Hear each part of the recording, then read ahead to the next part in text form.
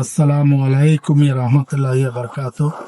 সবাইকে আমার পক্ষ থেকে ভালোবাসা।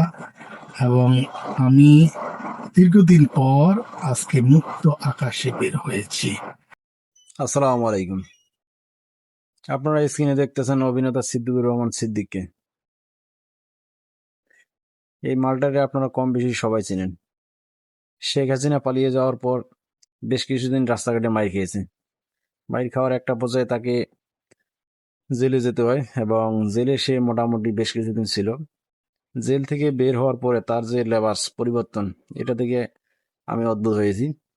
যদি এই পরিবর্তন তার আল্লাহর জন্য হয়ে থাকে তাহলে তাকে অবশ্যই শুভ কামনা এবং অভিনন্দন।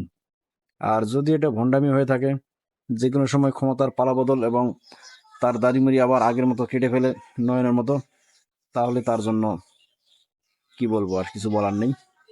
তবে সিদ্দিক ভাই, আপনার এই গেট আপ এবং পরিবর্তন থেকে অবশ্যই ভালো লাগছে। আশা করি আপনি আল্লাহর রাস্তায় চলবেন এবং রাজনীতি করেন, সমস্যা নেই, সুস্থ রাজনীতি করেন।